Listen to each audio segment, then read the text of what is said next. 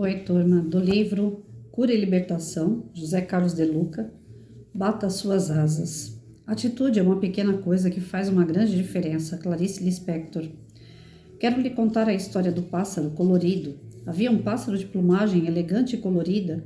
Infelizmente, um dia ele caiu numa cova profunda. Amedrontado e confuso, o pássaro nota que lá de cima há pessoas olhando para ele. Com muita raiva, a ave grita com eles: vocês estão totalmente culpados pelo que aconteceu comigo. Se vocês tivessem tampado a cova, eu não teria caído dentro dela. Como ninguém disse nada, o pássaro resolveu gritar por ajuda. Por favor, ajudem-me, tirem-me dessa cova. As pessoas que estavam por perto olham para o fundo da cova e, vendo lá o pássaro, dizem-lhe: abre tuas asas e voa para fora da cova. Mas o pássaro, aflito, responde: eu estou com medo, tenho medo de bater na parede dessa cova quando abrir minhas asas. Como ninguém deu mais atenção ao caso, o pássaro lamentou: este é meu destino. Estou condenado a viver minha vida toda aqui no fundo dessa cova. Passado muitos e muitos anos, o pássaro resolveu tentar abrir suas asas, mas agora se dá conta que não tem mais forças, está velho demais, cansado, sem energias. Ele perdeu toda a força de suas asas e não conseguirá mais sair da cova. Quando li essa história, inevitavelmente me identifiquei com o pássaro e com algumas das condutas que ele adotou depois que caiu da cova. Acredito que você, tanto quanto eu, também esteja na cova de algum problema e deseja sair o quanto antes. Mas será que também não estaríamos agindo como este pássaro? Até hoje, ele não saiu do buraco. E pode ser que nós fiquemos assim, se tivermos as mesmas posturas improdutivas que ele teve. Vamos conversar um pouquinho a respeito de cada uma delas? Acho que não vai doer muito. Primeiro, vocês são totalmente culpados pelo que aconteceu comigo. Se vocês tivessem tampado a cova, eu não teria caído dentro dela. Em regra, essa é a primeira reação que temos ao surgir um problema conosco. Queremos encontrar os culpados, nos isentando de qualquer responsabilidade pelo ocorrido. Manifestamos raiva e revolta contra os outros e assumimos a posição da vítima inocente, como se não tivéssemos desencadeado o problema, direto ou indiretamente. Diretamente, porque, segundo Allan Kardec, que todos aqueles que são atingidos no coração pelas vicissitudes e decepções da vida interroguem friamente sua consciência, que remontem progressivamente à fonte dos males que os afligem, e verão se o mais frequentemente não podem dizer: se eu tivesse ou não tivesse feito tal coisa, eu não estaria em tal situação. A quem, pois, culpar de todas as suas aflições, senão a si mesmos? Nós somos a fonte de onde se originam os males que nos afligem. Não existe o acaso. Tudo tem causa, e essa causa está em nós, por aquilo que fizemos ou por aquilo que deixamos de fazer. Eu me recordo de um amigo que me procurou queixando-se porque perdera uma vaga de emprego e estava muito revoltado com o acontecido. Ele dizia que a pessoa responsável pela seleção dos candidatos não tinha ido com a cara dele e acabou escolhendo uma pessoa mais jovem para a vaga. Mas, na verdade, o que meu conhecido não queria admitir era que o candidato selecionado tinha um currículo bem superior ao seu. A pessoa contratada era, de fato, mais jovem. No entanto, melhor preparada para o cargo em razão de uma gama de capacidades superiores que meu amigo não tinha. E não apresentou por quê? Porque não se atualizou ao longo do tempo, não reciclou conhecimentos, não aumentou o lastro de suas habilidades, acomodou-se. Meu amigo não queria dar o braço a torcer, que estava despreparado para as novas exigências do mercado, fazia parte da vaga que pretendia ocupar, achando mais fácil culpar o funcionário que fez a seleção sobre o argumento inverídico. Não é que o recrutador não foi com a cara do meu amigo. Ele não foi com a cara do currículo dele. E se continuar com o discurso da vítima inocente, meu conhecido vai ficar eternamente na cova do desemprego. De forma indireta, mas não menos real, também desencadeamos situações que fomentam o surgimento de dificuldades em nosso caminho. Não apenas as atitudes exteriores formatam o nosso destino. Não apenas os nossos atos e omissões, mas também as nossas palavras, pensamentos e sentimentos. Criamos a todo instante a energia que nos circunda através do que falamos, pensamos e sentimos.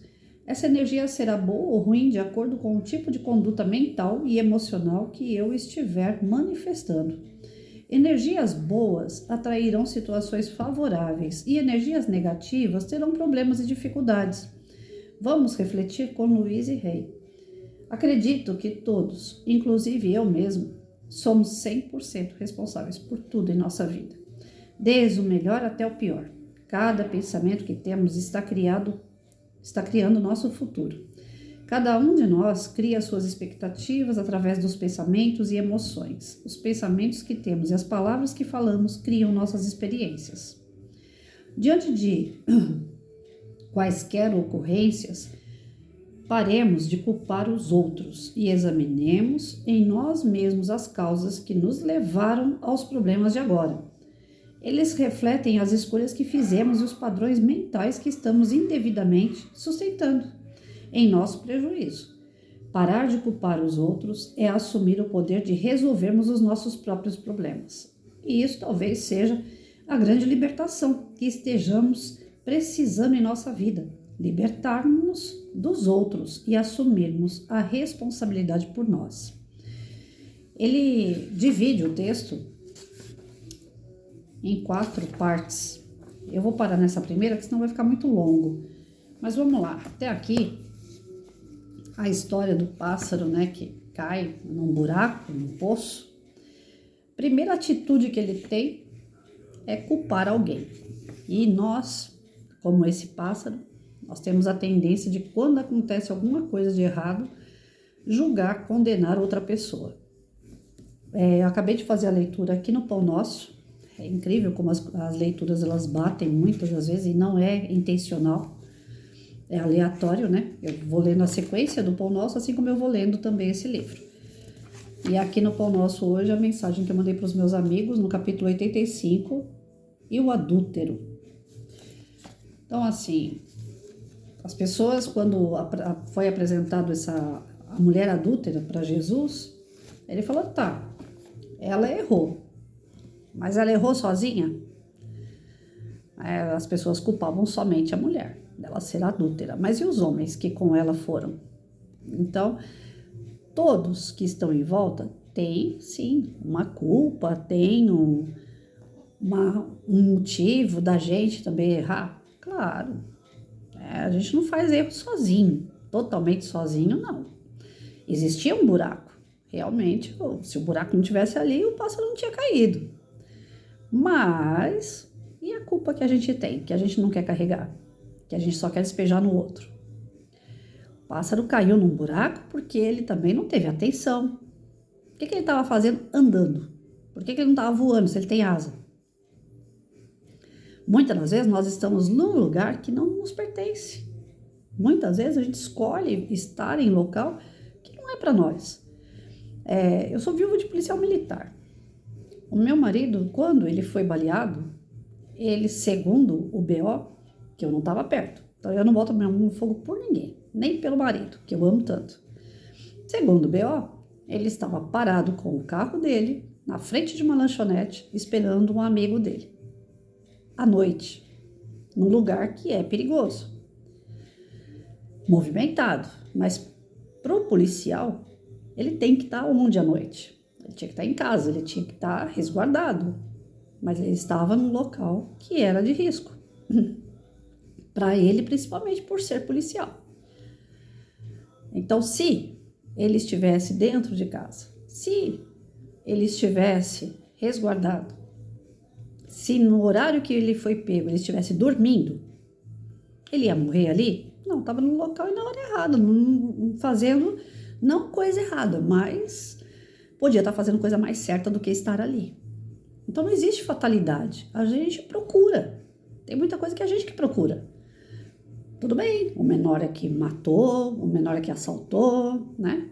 Tem um culpado? Tem, foi preso e tal, a gente sabe que não vai ficar muito tempo, mas tudo bem. Tem um culpado? Tem, mas o culpado maior é a pessoa que não estava no local que ela deveria estar. resguardada. Ah, mas o policial não pode ter vida própria? Tem, ele pode sair, ele pode passear, mas tem que ser num horário melhor, num local com mais pessoas, que seja da confiança dele, não assim, em lugar aberto, né? Bom, enfim, o que eu quero dizer é que muitas das coisas que nos acontecem, a gente procura. A gente procura. Então, não é... Buraco tá cheio por aí, tá cheio de buraco. Mas só cai de verdade nos buracos quem quer. Porque hoje existem várias formas de se passar por um buraco também, né? Você pode tampar esse buraco. Mas o buraco não é meu, eu não... Mas assim como você caiu, outras pessoas podem cair. Mas o egoísmo deixa a gente pensar assim? Ah, não. Cada um que passe e se vire. Eu vi uma historinha há muito tempo atrás que falava sobre isso. Eram pessoas que moravam em vilarejos e entre os dois vilarejos tinha um córrego, um rio. E as pessoas não se falavam entre as duas comunidades, entre os dois vilarejos, porque ninguém tinha coragem de colocar uma tábua nesse córrego, para que uma passasse para um lado e a outra passasse para o outro. Então, situações, né, existem para todos. Aquele buraco que o pássaro caiu, alguém poderia ter passado ali, o próprio pássaro, e colocado uma tábua em cima, tampado o buraco. Poxa, tem um buraco, alguém pode cair nele, então deixa eu tampar. Mas a gente é distraído, não é vigilante, então a gente cai em buraco. A gente não pensa no próximo, então a gente não tampa buraco quando a gente vê. A gente dá a volta ou a gente cai nele, para depois a gente pensar o que vai fazer com aquele buraco. Aquela história de depois que o ladrão entra, é que eu fecho a porta, né?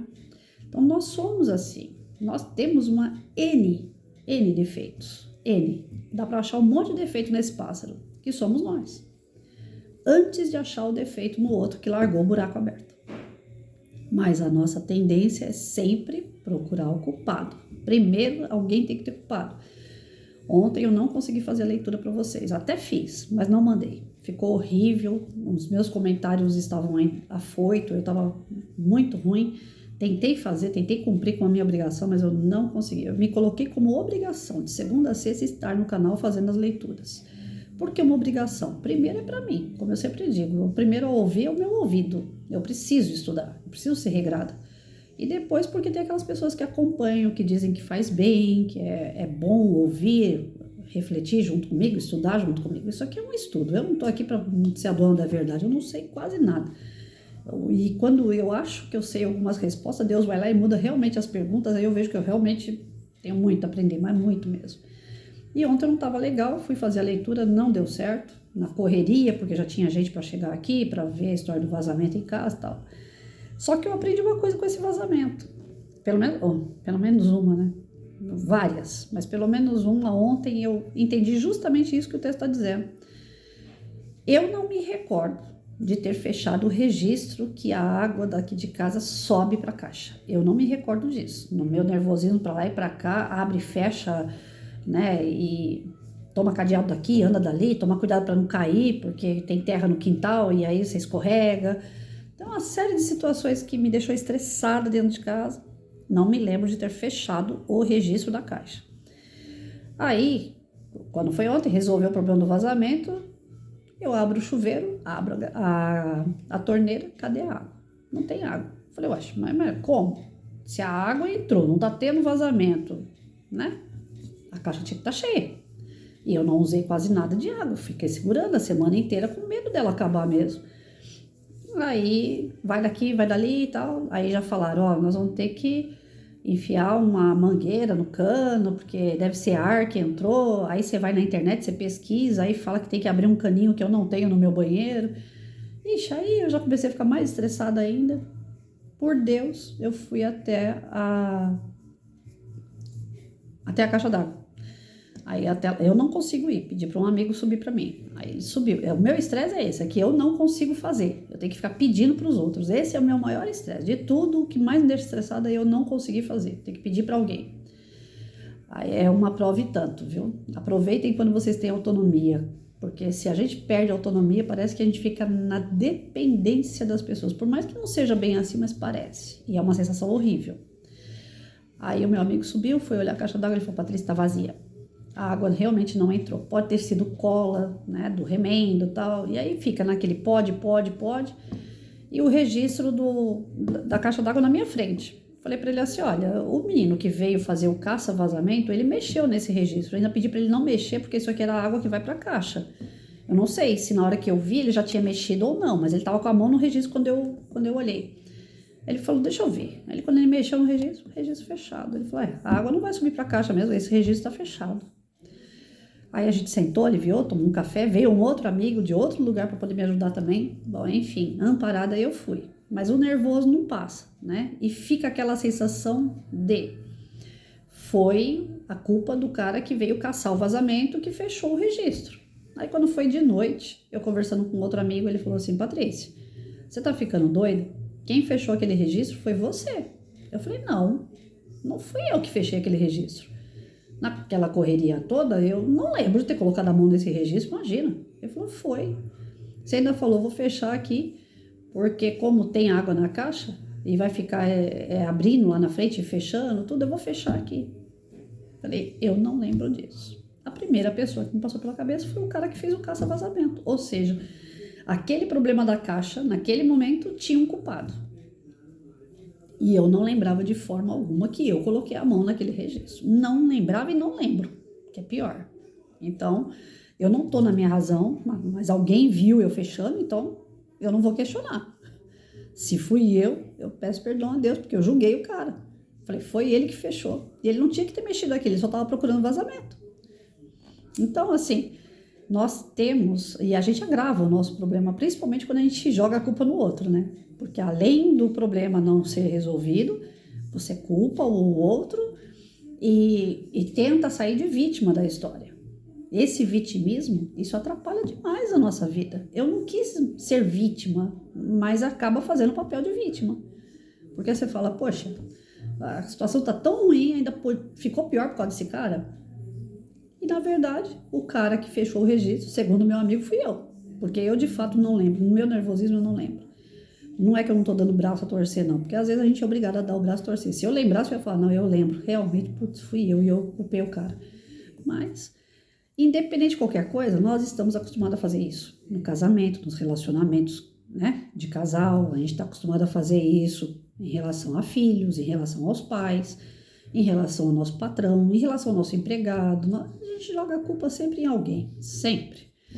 Se o motorista do ônibus freia e a gente cai no ônibus, a culpa é do motorista. A culpa não é nossa, que nós não estamos ali vigilantes, segurando com segurança, com firmeza no cano lá do ônibus, né?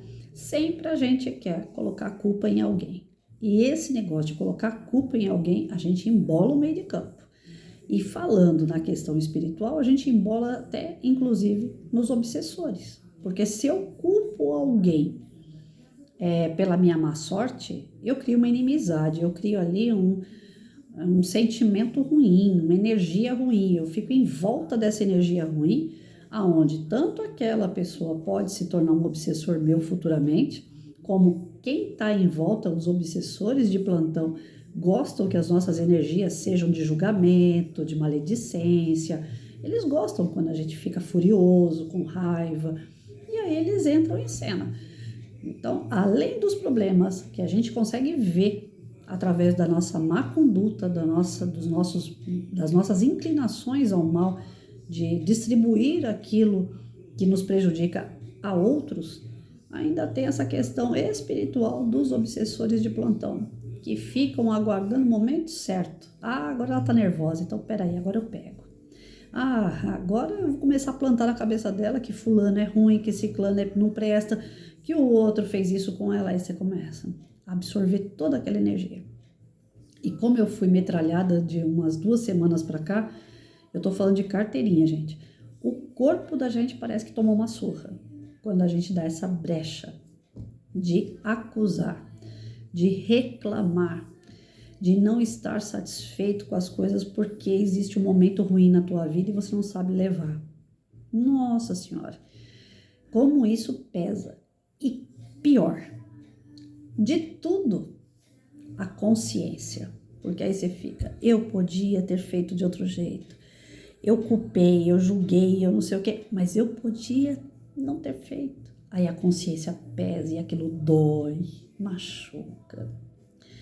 Então, a gente é muito complicado, é um processo minucioso que acontece dentro da gente que vai crescendo e a gente não percebe.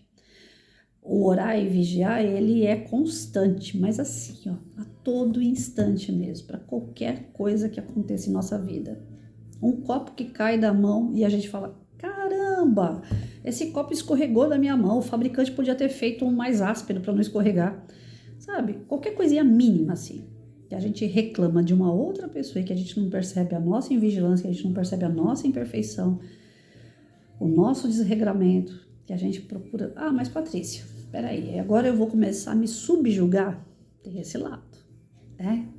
Se eu começo a achar que a culpa de tudo é minha, eu vou me subjugar a mim mesmo. Eu também vou criar um obsessor, porque ele vai adorar a minha autoestima baixa. Tudo na vida tem que ter um equilíbrio. Por isso que a gente tem que estudar para ver, de fato, de quem é a culpa. Por isso que a gente tem que ter o equilíbrio para saber resolver, independente de quem seja a culpa, para que a gente possa sair das situações de uma maneira branda, tranquila, em paz. Porque dentro desses altos e baixos, dentro dessas dificuldades e adversidades que a gente passa, o mais importante a gente sabe que vai acontecer é um conhecimento novo, é um aprendizado. Então não está acontecendo aquilo à toa, por mais banal que seja, uma colher que cai da mão, não está acontecendo à toa. Tudo tem um porquê, tudo acontece para alguma coisa em sua vida. Então é importante saber por quê. Quem causou, sem subjugar você mesmo, porque a gente corre esse risco também. O ser humano, como não tem equilíbrio, como ele não tem ainda o discernimento total das coisas, se eu começar a falar para vocês, parem de culpar os outros e comecem a culpar a si mesmos, vocês vão levar o pé da letra, daqui a pouco vocês vão ficar tudo com a autoestima baixa. Eu sou um lixo. Porque se eu for levar ao pé da letra tudo aquilo que a gente lê na Bíblia, principalmente, que vem no sentido figurado, meu Deus do céu, é para pirar. É um livro hiper difícil, mega difícil de seguir. E não é assim, não é um bicho de 7 cabeças. A moral cristã não é tão complicada.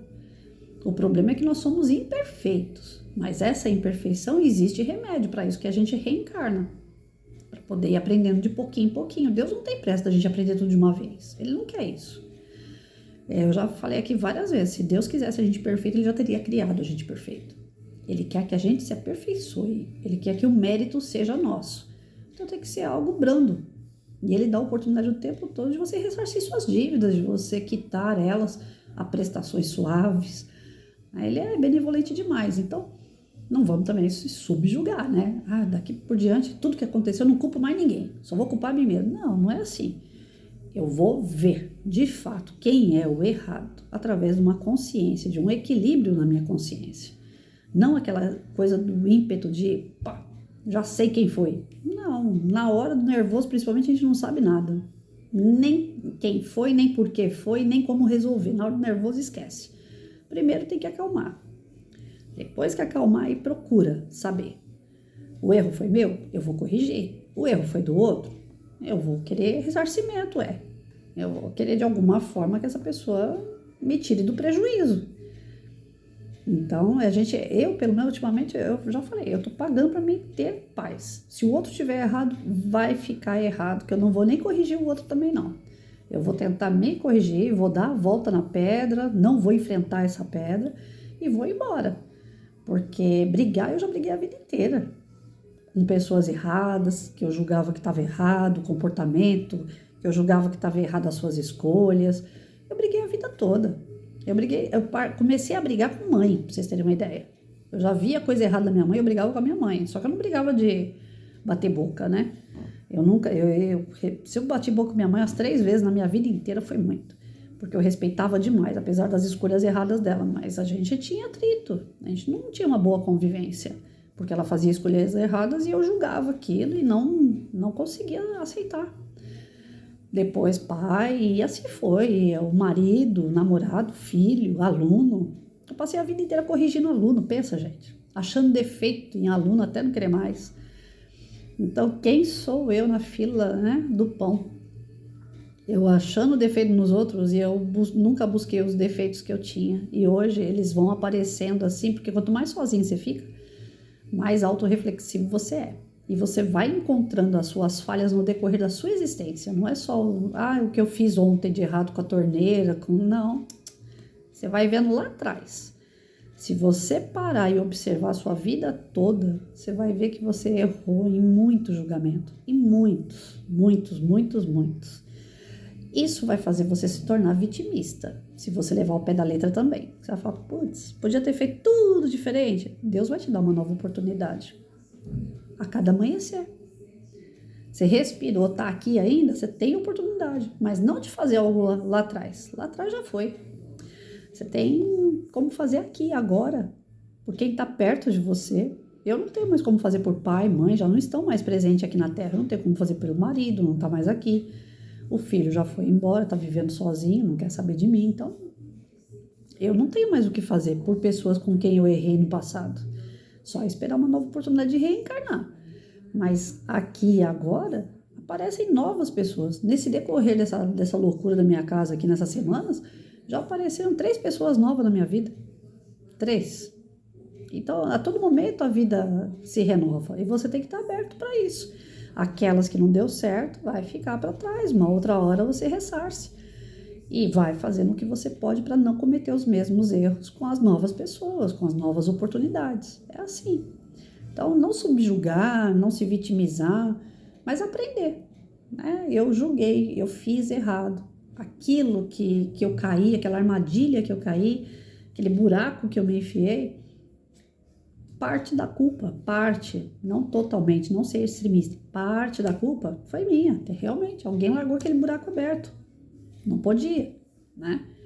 Mas eu podia ter olhado, eu podia ter colocado uma pedra em cima, uma tábua em cima, eu podia ter voado, porque às vezes eu tava ali no lugar errado. Se eu tenho como voar, por que eu estava andando? É isso. A vida mostra pra gente vários significados, às vezes de um trechinho, como o De Luca vai fazer com esse livro aqui. Então depois a gente ainda tem a parte 2, 3 e 4 para poder continuar sobre um textinho do pássaro que caiu no buraco. Vocês veem? Ensinamento em tudo, gente. Todo lugar tem ensinamento. Basta a gente ter olhos de ver, ouvidos de ouvir, fé, boa conduta, refletir sobre as situações, buscar auxílio com a divindade, estar sintonizado com um plano maior. Eles auxiliam o tempo todo, eles vão mostrar pra gente a diretriz, o caminho, né? E Jesus não tem outro caminho que não seja Jesus, mas a espiritualidade sempre aponta para esse caminho de Jesus, né? Eles é que vão nos ajudando a adequar, porque nós escorregamos, nós caímos em vários buracos no decorrer do caminho. E aí a espiritualidade está ali, está amparando. Mas quem tem que fazer o principal somos nós. A espiritualidade não vai colocar no colo, não vai. E as outras pessoas, elas estão também para amparar, para ensinar, para conduzir, às vezes para desviar, para testar a gente, né? Mas ninguém é responsável pelo nosso trajeto de vida que não seja nós mesmos. Nós somos o autor da nossa história. Não tem ninguém que escreva a nossa história. Ah, eu sou triste porque fulano me deixou triste. Ah, eu sou alegre porque fulano me deixou alegre. As pessoas auxiliam a nossa jornada. Os espíritos auxiliam a nossa jornada, seja para o bem ou para o mal. Mas quem decide, quem é o responsável pelas escolhas, de fato somos nós. Nós não podemos culpar ninguém. Mas isso com equilíbrio, pelo amor de Deus. Não entenda isso como um subjugamento. Ah, daqui por diante eu vou me metralhar porque tudo eu fiz de errado. Não, não é isso. Mas observe as suas escolhas. Aquilo que você fez de errado, que já deu errado, já foi. Vamos procurar fazer o que é certo. Né? Graças a Deus a gente tem oportunidade a todo instante. Deus nos dá essa condição. Mas lembrando que nós somos os responsáveis por toda e qualquer escolha que a gente fizer. Até amanhã.